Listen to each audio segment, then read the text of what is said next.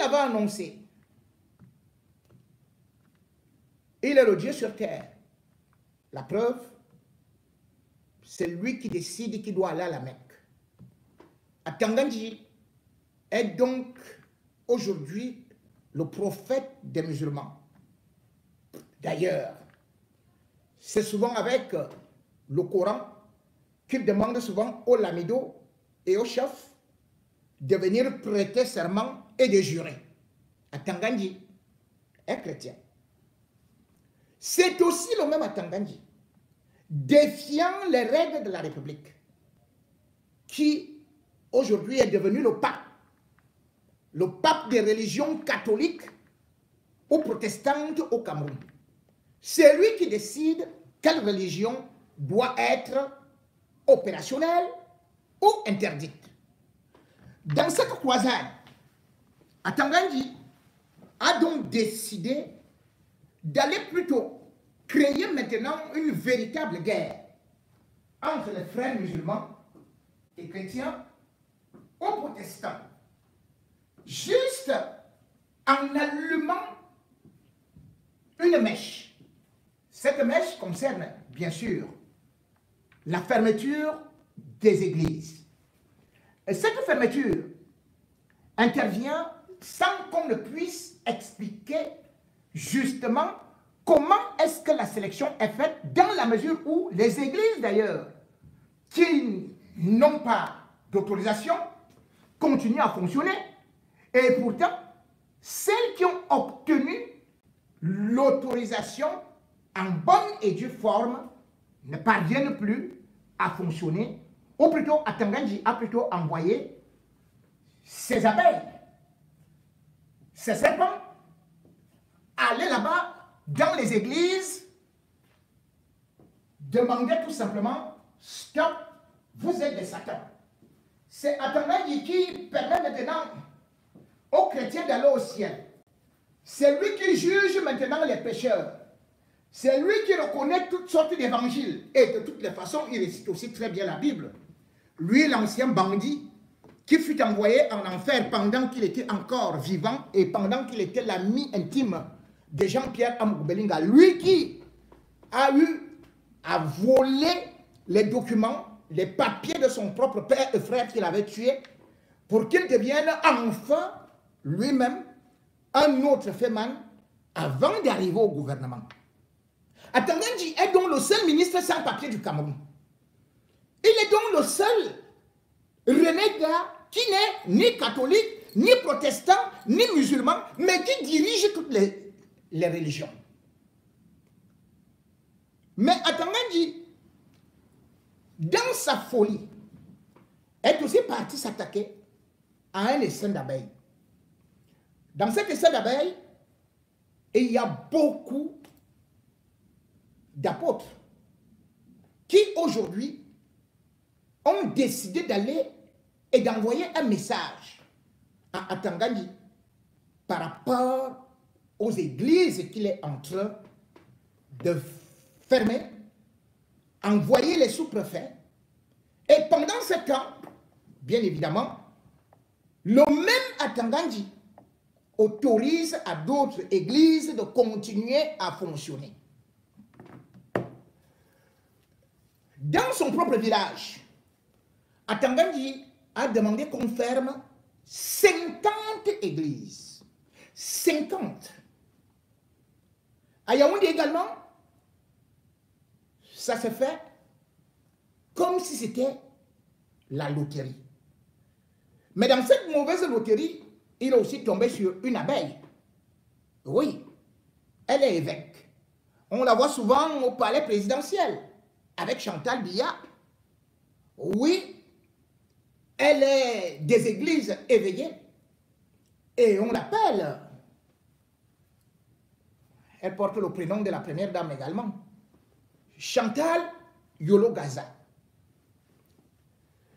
Elle a fait des pieds de main pour pouvoir rencontrer un sous-préfet dans le quartier Tchinga qui a décidé de mettre la clé sous le paillasson d'une église qui existe et qui a des papiers, qui est reconnue.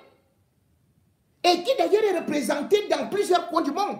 Une église qui n'est pas mêlée à des brigandages, à du gangstérisme, une église qui n'est pas reconnue comme malfaitrice, une église qui n'a tué personne.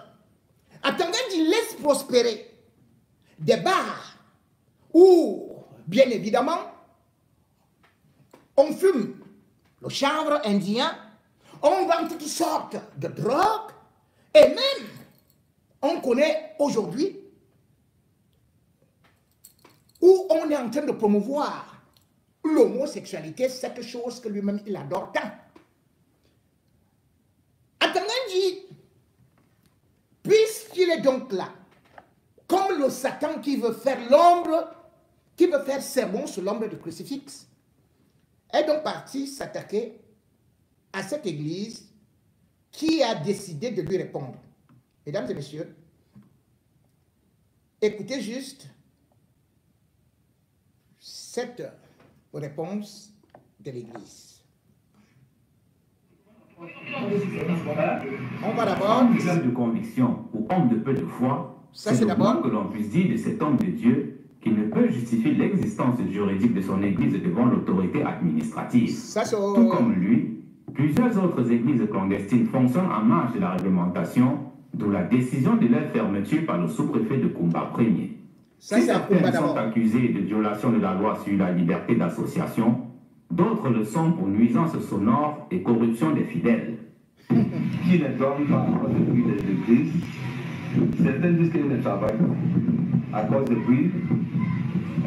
Il y a des gens qui ont porté plainte contre le pasteur, qui les a demandé d'envoyer leur famille à l'église pour les des écoles. Et à la fin, ils ont pris l'argent et ils sont tous disparus avec l'argent de population. On a les plaintes au bureau. D'autres églises ont sorti pour créer des églises encore. Il y a une église qui a créé plus de 2000 églises dans le pays. Donc, tout ça, c'est la violation de la loi, ce qui n'a pas bon. Le fonctionnement des églises au Cameroun est strictement encadré par la réglementation en vigueur et le défaut d'autorisation dont le décret présidentiel en constitue le fondement juridique constitue une infraction dont les auteurs devraient répondre devant la loi. Sur ce point, l'autorité administrative est péremptoire.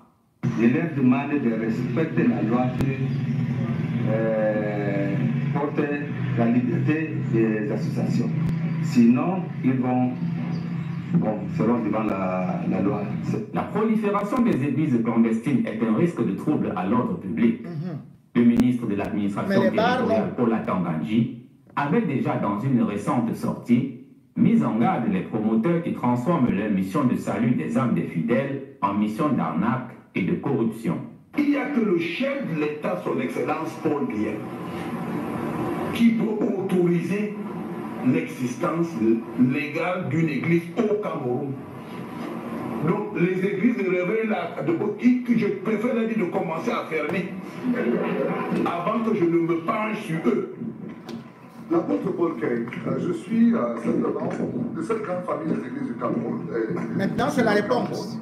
Et nous avons implanté des églises au Cameroun, en Centrafrique, au Gabon, en France, dans les îles françaises, en Amérique du Nord, et nous continuons à faire le travail. Mais par contre, cette situation est à déplorer, ce que nous voyons faire au Cameroun.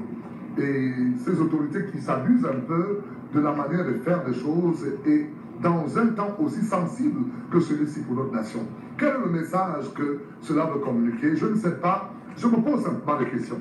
Un endroit où vous avez aujourd'hui une vie des jeunes qui souffrent, qui se battent, des jeunes qui ont des licences de bac et qui ont même des doctorats, mais qui se retrouvent aujourd'hui dans une vie de souffrance, une vie précaire, je veux le dire, et qui sont à l'église afin d'avoir l'espoir et se maintenir. Mais aujourd'hui, on trouve cet espoir qui devient quelque part agressé, à la limite même dévalorisé. C'est dangereux ce jeu, on ne le joue pas. Et je tiens à dire que jamais quelqu'un n'a gagné Dieu. Et nous avons eu des églises cassées au Cameroun, cela n'a jamais été quelque part même valorisé ou encore considéré avec tout les qui se passe, ça doit s'arrêter. Le Cameroun a beaucoup de problèmes aujourd'hui, que le cri que nous lançons de la diaspora, c'est de dire, il y a un gros danger. Je ne sais pas pourquoi ce besoin d'aller susciter une bataille à ce que le peuple se mette à lutter contre lui-même. Je parle ici à ce sous-préfet de Yaoundé 2. Cette église sur le boulevard est là, presque aujourd'hui, ça fait le quart d'un siècle, plus de 25 ans. Le président de la République, son Excellence Paul Biya, connaît cette église et qui est passé là. C'est un lieu qui a toujours été un lieu pour prier pour cette nation, le bien-vivre de ce pays. Mais vous venez fermer une église alors qu'il y a une mosquée qui est là, qui fait tellement de bruit à toute heure. Vous êtes du côté de Tinga, à partir de 4 heures, vous avez dans votre lit, vous avez ce son qui vous lève. Nous apprécions d'ailleurs ce son qui ne fait que du bien, s'il faut le dire. Mais par contre, voici une assemblée qui est là. Et je tiens à dire que je suis un Tinga, monsieur le sous-préfet. Je suis né à Tinga, là, à Yaoundé. J'ai grandi là, je travaille dans le monde entier aujourd'hui. Quel est le message à lancer? Qu'est-ce qui se communique? Qu'est-ce que vous voulez nous dire? Que dans nous, que le Cameroun a bâti et nous valorisons le drapeau camerounais à l'extérieur du Cameroun. Nous sommes rayonnants. J'ai des églises en France, j'ai des églises en Amérique, j'ai des églises dans la Caraïbe. Et aujourd'hui, je tiens à m'adresser à vous et vous dire, nous ne savons pas ce que vous voulez réellement. Est-ce besoin d'ordre? Voilà une église en ordre qui a tous ses papiers et que vous n'avez jamais entendu un sujet de scandale dans cette assemblée. Et je fais partie des églises pentecôtistes du Cameroun dont l'évêque Mondogo, l'archevêque Mondogo, excusez-moi, est venu à vos bureaux et vous n'avez pas reçu accompagné de l'évêque Yolo Gaza et d'autres pasteurs.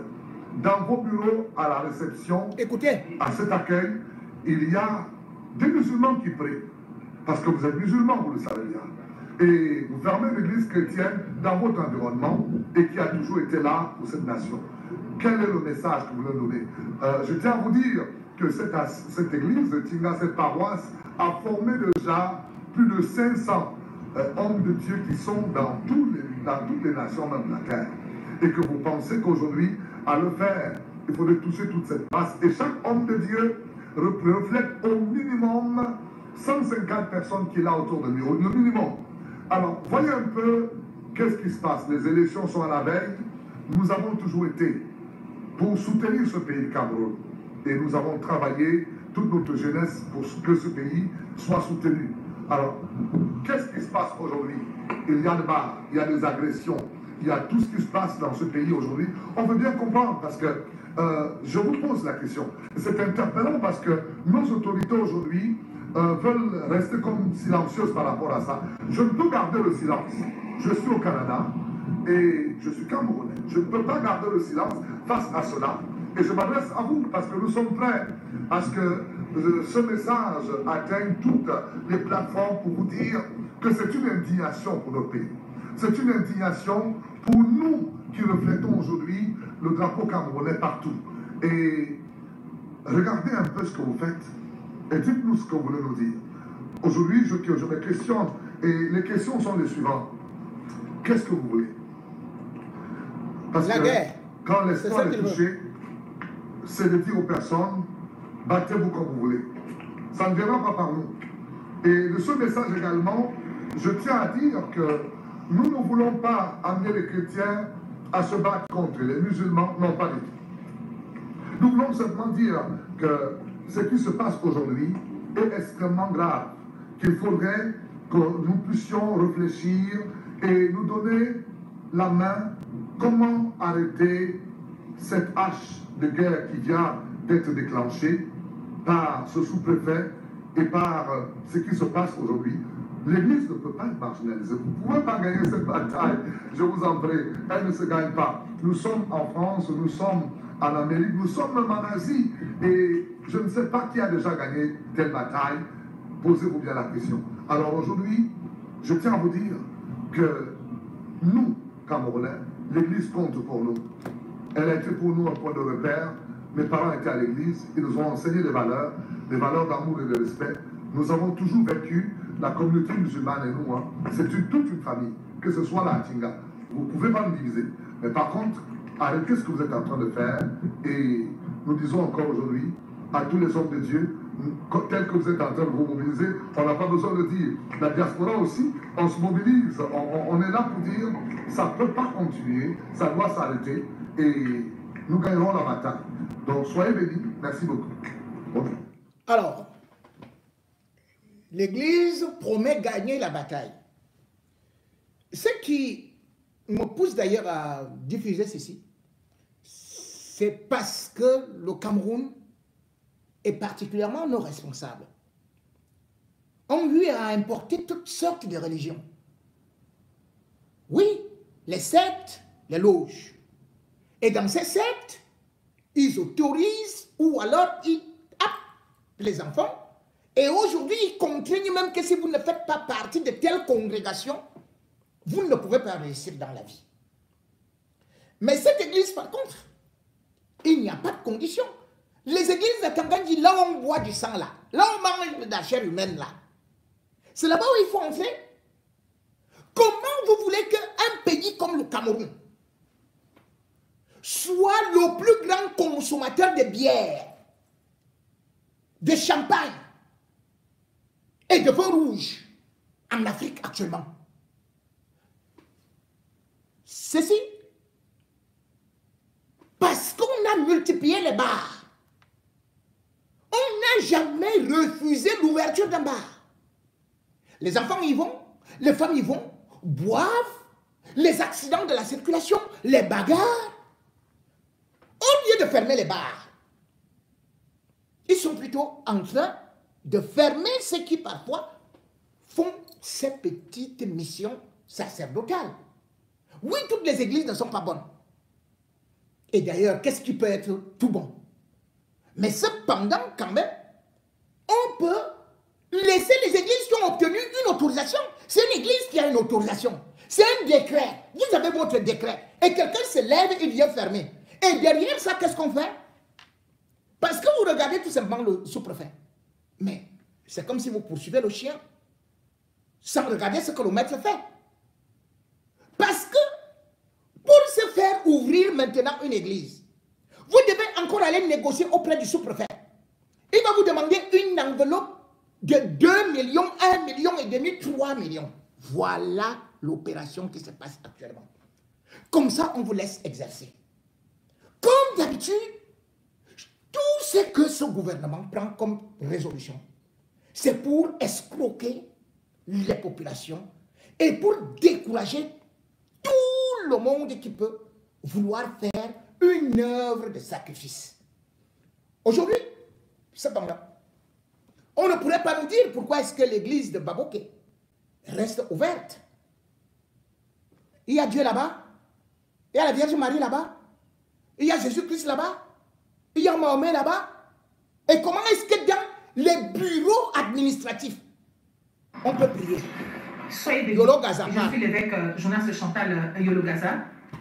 Je suis toujours ravie et heureuse de vous savoir nombreux. Dans les derniers temps, peu seront présents pour agir par la grâce et pour la gloire de notre Seigneur.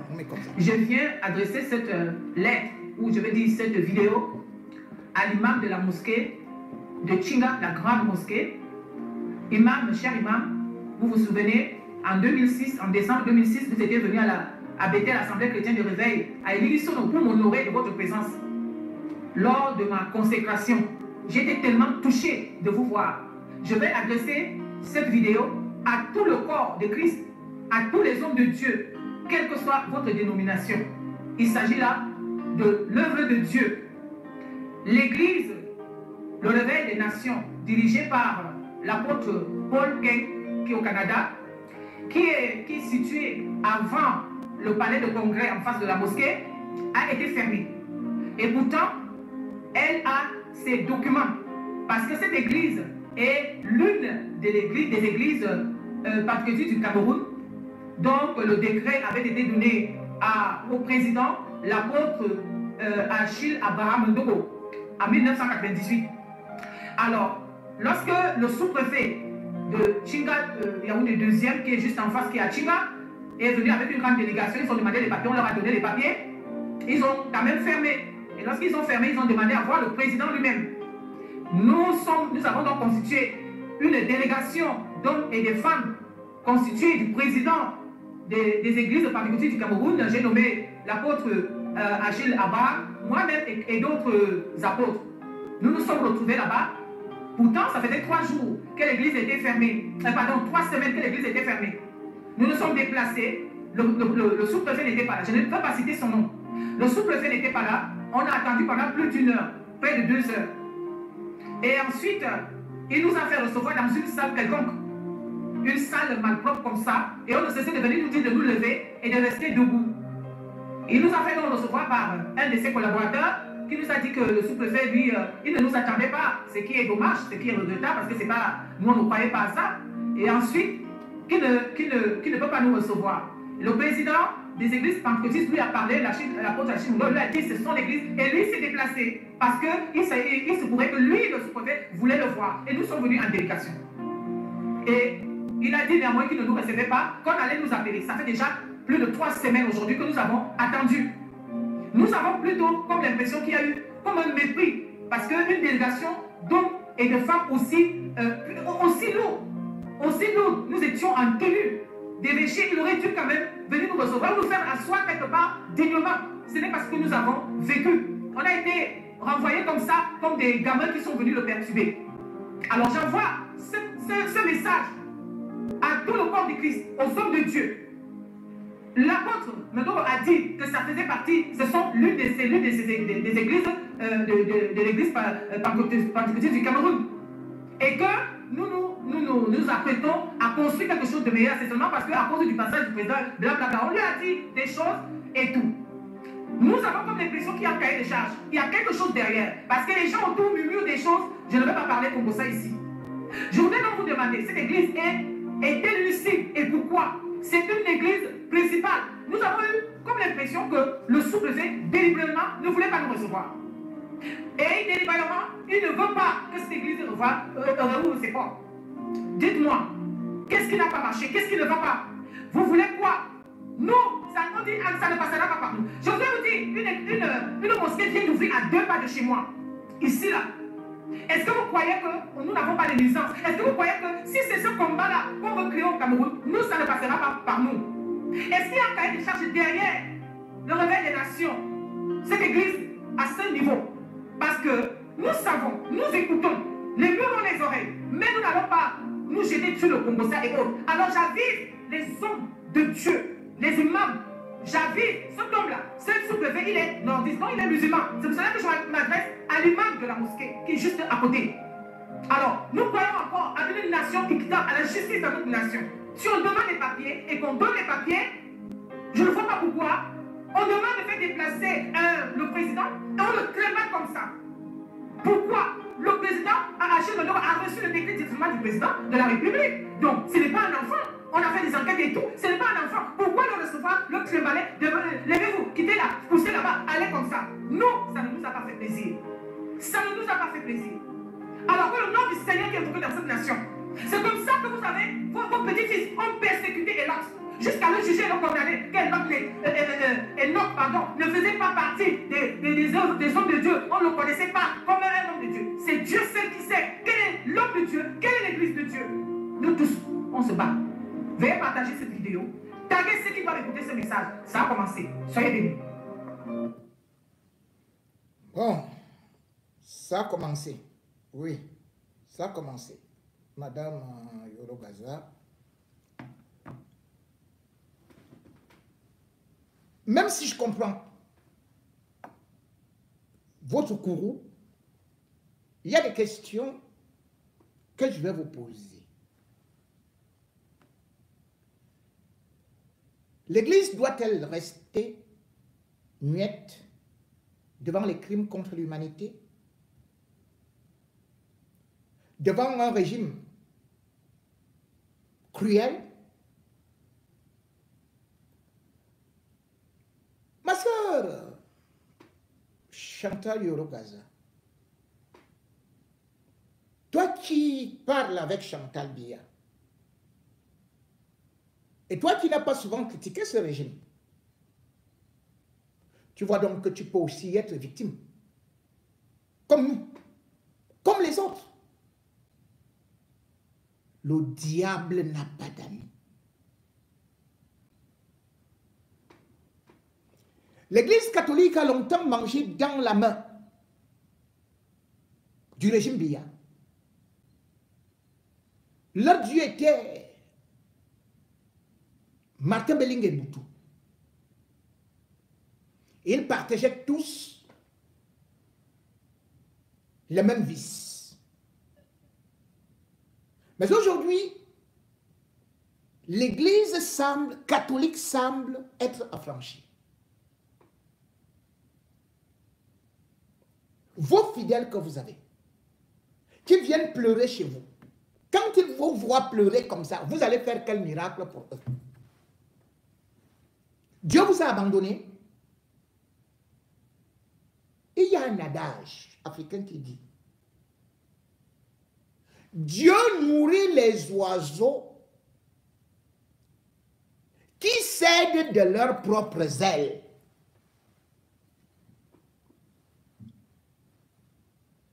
Lorsque vous regardez le régime Biya qui est en train de persécuter les fidèles,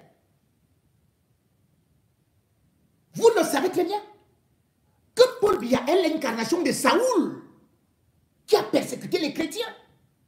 Vous avez vu comment est-ce que le régime Biya a assassiné plusieurs religieux. Le régime Biya a assassiné des évêques. Le dernier en date, c'est Monseigneur Benoît Bala. Est-ce qu'on a vu les églises, les évêques que vous êtes? Tu es la première évêque du Cameroun, c'est ce qu'on m'avait dit. Je crois que tu es évêque depuis 2006. Dans ton église que tu avais créée dans l'église où tu étais avec ton mari. Bon. Est-ce que vous avez dénoncé? Vous avez fermé vos bouches. Regardez comment est-ce qu'on est en train. L'église catholique aujourd'hui dit que voilà ce que nous voulons des élections. Voilà ce que nous voulons pour l'avenir de notre nation. Parce que ces gens, ce sont nos brebis. C'est bien de citer souvent les exemples et de prendre Jésus comme modèle de la foi chrétienne. Mais Jésus était-il l'ami d'Hérode? Jésus était-il l'ami des puissants?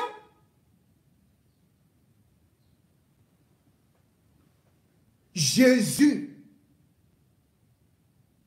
a préféré aller en exil que d'aller dans des palais. Jésus ne partait pas faire des messes pour des rois. Jésus ne demandait pas le salaire et les belles voitures. Jésus ne roulait pas dans les 4x4. Encore que ce n'est pas interdit avec le monde d'aujourd'hui, puisque Dieu est richesse. Oui. Et je vous félicite d'ailleurs, chère sœur. Mais ce que je vous reproche, ce dont vous êtes coupable aujourd'hui, c'est votre connivence avec le régime Biya. C'est votre connivence avec les puissants. C'est votre connivence avec des bandits, avec des assassins, avec les malfaisants. Vous êtes restés dans leur temple, les temples de la malédiction.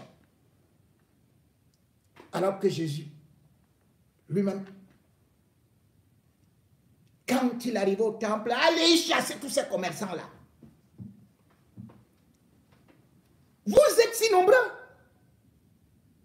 Vous avez vu comment est-ce que l'Église catholique a fait front. Mais chez vous, on ferme tel, il vient pleurer chez moi. On ferme tel autre, il vient pleurer chez moi.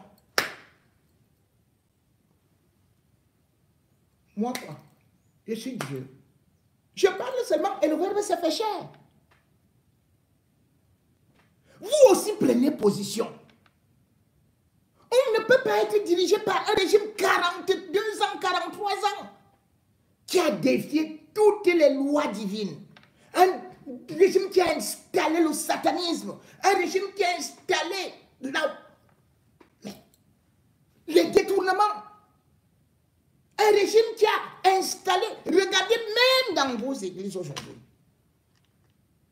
ce que certains pasteurs font. L'heure de la repentance est arrivée. L'heure du changement est arrivée. Vous serez de quel côté? Vous accusez un petit sous-préfet? Vous ne savez pas que ce sous-préfet-là dépend du préfet? Et que le préfet reçoit les injonctions d'Atangandji. Et que Atangandji a été nommé par Paul Biya et travaille pour Paul Biya. Ce n'est pas Paul Biya qui a créé toutes ces guerres au Cameroun, entre les communautés, et maintenant entre les églises. Ceci n'est pas fortuit. Il faut verser du sang. Il a d'abord installé le tribalisme. Oh yo, les anglophones. Il a commencé par les anglophones contre les francophones. Oh yo, les Babyloniens contre les petits. Oh, les Sawa contre tel. Oh, les ceci et cela. Maintenant, la nouvelle guerre. Parce que les musulmans vont aussi sortir pour dire, ah, vous dites quoi? Nous-mêmes, hein, vous avez dit quoi? On est parti pour prier à quel ou quel endroit. Attendez, il sera content, il va vous regarder comme ça. Faites des assemblées. Ne dites pas que nous avons accompagné seulement le Cameroun. Quel Cameroun? Il fallait dire, hein, frère Ken, il fallait dire nous avons accompagné le gouvernement. Est-ce qu'il y a un Gaza? Vous n'avez pas accompagné le Cameroun. Le Cameroun, c'est qui? Vous avez laissé l'État faire, le gouvernement faire. Vous n'avez pas dénoncé. Vous n'avez pas assumé les missions du Christ. Et pourtant, vous les faites. Parce que je connais combien, dans votre église, vous faites des œuvres de charité.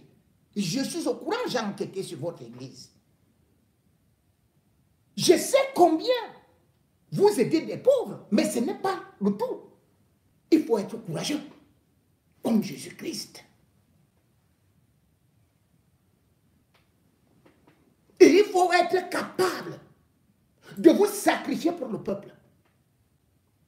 Oui, non, non, ce n'est pas ça que nous on veut. On n'est pas venu pour bagarrer, on n'est pas venu. Mais il ne va pas gagner la bataille. Mais vous annoncez déjà que vous allez vous battre.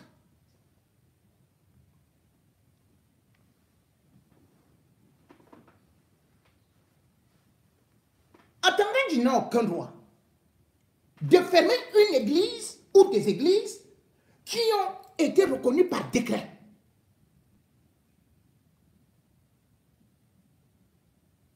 Le sous-préfet n'a pas droit. Mais alors quand vous êtes dans votre droit, pourquoi vous restez les bras croisés? Pourquoi vous ne vous réunissez pas pour protester? Vous dites que vous êtes nombreux, par milliers et par milliers. Mais appelez vos apôtres, non? Demandez à vos apôtres que ici aujourd'hui, c'est aujourd'hui. Convoquez tous vos apôtres devant une église, devant cette église qui est scellée. Qu'est-ce qu'ils vont faire à 10 000 fidèles? Qu'est-ce qu'ils vont faire à 15 000 croyants chrétiens de votre église? Rien. Mais si vous n'avez donc pas le courage, celui que Jésus a eu, de porter la croix et de se faire crucifier pour nous délivrer, votre mission a échoué.